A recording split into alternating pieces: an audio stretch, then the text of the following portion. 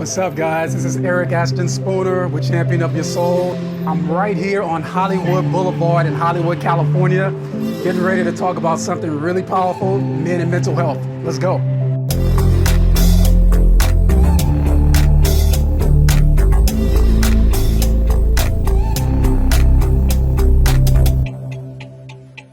All right, so guys, I'm right here in Hollywood, California today. I have a special guest with me, getting ready to discuss something really important that's been really on my heart and on my mind for a long time. And I've spent a lot of time researching this topic and working with men all over the country.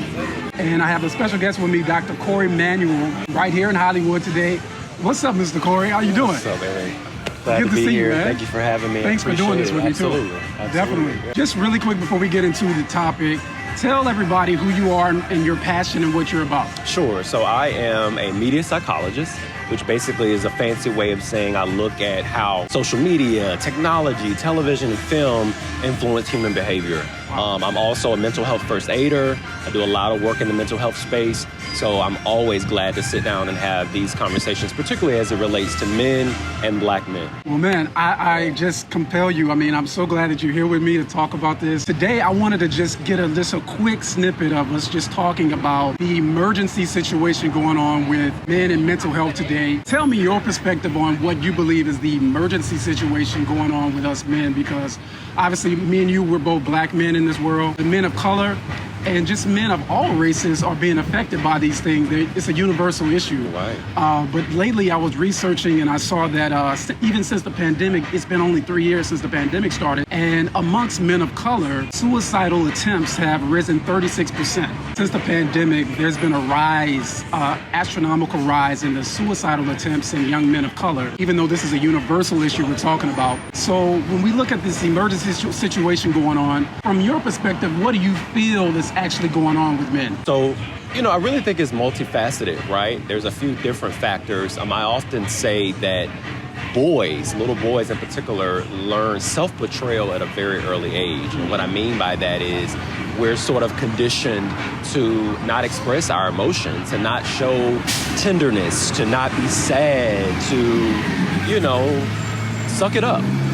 We learn man up before we ever even become men. Yeah. And I think that what happens then as we continue to grow, mature, we just continue to repeat that pattern over and over again, because there's no one really saying that it's okay to do what you've already learned. And so I think that the community around us, whether it be fellow men, our parents, the women in our lives, you have to stand firm in saying, how are you doing?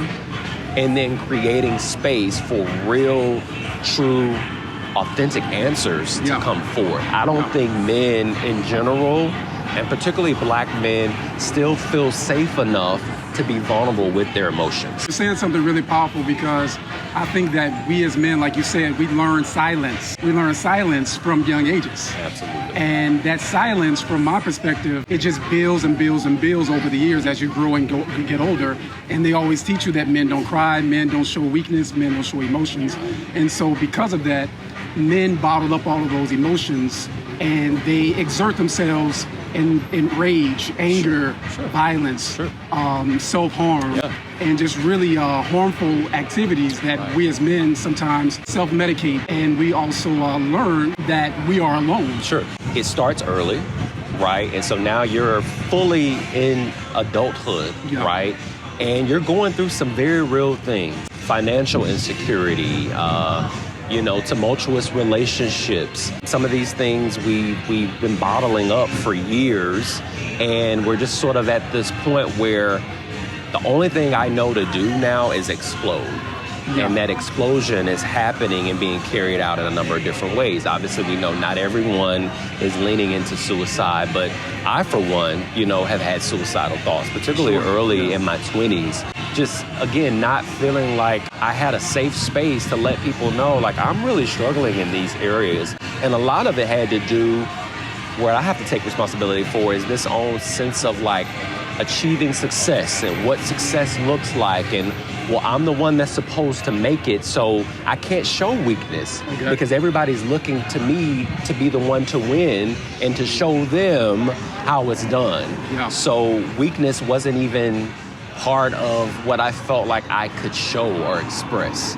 And so I think for a lot of men who, you know, are dealing with suicidal ideation and things like that right now, they're in a very similar place. They don't feel like there's anywhere that they can turn to and feel like I won't be judged, I won't be shamed, I won't be sort of thrown away. Exactly. And the weight of that is just so heavy that some men can't bear it. The pressure and the stress and the anxiety and the depression that is hitting this country so hard with so many of us, it starts with an unrealistic expectation of self. Absolutely. Right? Absolutely. And we carry that into our adulthood, into our everyday lives, and we don't take ourselves off the hook. And I think there's so many men watching this thing right now that you can relate to that you have these unrealistic expectations of what you want to be in life. And when it doesn't happen that way, we fall into these things that are unhealthy. Absolutely. And if we don't have someone to talk to, what else could it become? Absolutely. But depression, but suicide, but anxiety, but drugs, but sex addiction, but all of these things that a lot of men fall into. You made a great point there that you were born into an expectation that wasn't really for you. Absolutely. That wasn't yours to have. No. Wow. Right. So I would really like to get deeper, because I know that right there, I can take it deeper right there, but we'll take a break right here. Okay. I'm here with Manuel. I just want to ask you really quick, why is suicide so prevalent in men today in the world? I think just because of the stigma of being a man in America, we're just known as the breadwinners and just the sole providers. And nowadays and age with the job like instability and just unemployment, I feel like it just took a toll on men in general. What are some things that men can do to start alleviating some of that pain and some of that pressure that we live in so much? Really the main thing I feel like is communication. As men, we get the stigma of like being hard and we can take care of it, but I found out in my history of addiction is you got to communicate. You got to reach out to other people because you never know what your story can help, how it can help someone else, or what someone else's information can help you. We were talking about expectations, how men, young men, even at young ages, we start in our lives with these unrealistic expectations being put on us. From your perspective, how can we unravel that? Like, how can we begin to become our own men without all the stress and anxiety that's being put on us? How can we find ourselves separate from all of that? It's definitely not a one and done type thing. I think what I was sharing earlier is everybody has to find the sort of pathway that makes sense for them. Yeah. Right? Yeah. I know for me, it was important, you know, not just as a psychologist, but really as a person to understand some of the origin stories of the men in my family. Okay. Right? Being able to have a conversation with my dad about growing up and being told that the man that he knew was his dad actually wasn't his biological dad. Okay. And growing up with a lot of people saying, oh, you know, you look like so-and-so. So there was always this sense with my dad of like, well, who is my real dad? You know, so for me, in terms of my own healing journey and figuring out what works with me is getting to know more about my dad's origin story. I needed to know why my dad showed up or didn't show up for me in certain ways growing up. Wow. Because that had a major, you know, that played a major role in influencing how I showed up with him and the other men in my life. Okay. So again, as we think about particularly black men, the black community and black masculinity, I think it's really important for men to check into their relationships with their dad. Even if that relationship didn't exist, you really need to have a better understanding of, okay, well, why don't I have a relationship with my dad, right? Okay. Is it based or rooted in my mom and dad's relationship, or is it truly me coming to know my dad and what my dad may have dealt with that made him be the man he is? Wow. I think it's not. This is hard work. Very hard work. This is not, as I often say, like something that you can sort of just haphazardly do. This is a commitment. No, I'm feeling what you're saying so strongly right now. That's why I'm letting you talk it through, because most men, or all men, cannot get to where they need to go in life until they get clear on their identity. Absolutely, 1,000,000%. And I mean, we're And talking... it traces back to your father or your grandfather or the men who raised you, whether it was your biological father or not, whoever that person was that you modeled yourself after or you got your identity from, it connects to who you are now. At 1,000,000%. And if it's not a healthy relationship or if it's not a healing that takes place, you can't get to where you need to go in life. Absolutely. You know, you may have seen across social media people talk about attachment styles, right? Anxious, avoidant, you know, insecure attachment styles. Those things all have links back to how we were parented, right? Wow. But that's not an excuse to, okay, I'm not gonna do the work. Like my mom and dad, they sort of passed down their stuff to me and that's why I am the way I am. No. That's the beginning of the journey. It's figuring out why my parents may have showed up for me or didn't show up for me in certain ways that have now influenced how I now show up for myself as well as the relationships that I'm in. Stay right there. That's deep. Yeah. That's right there. That's so deep right there. It's like that's okay. a real thing.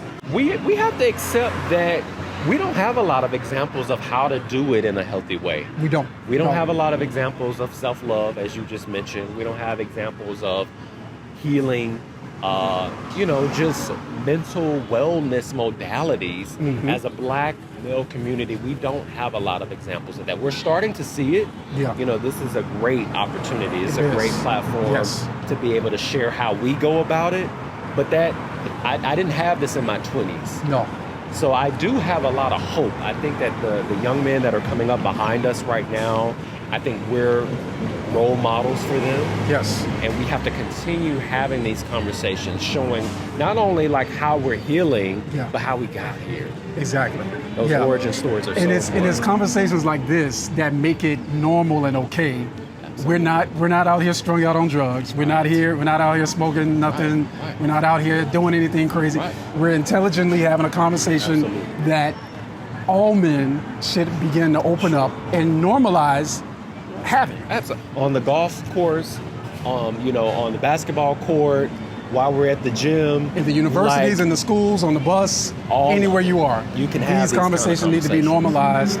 And this is how healing and this is how we heal right here. 100%. Dude, I thank you so much. Absolutely, man. I So appreciate much. you for having me. Thank you.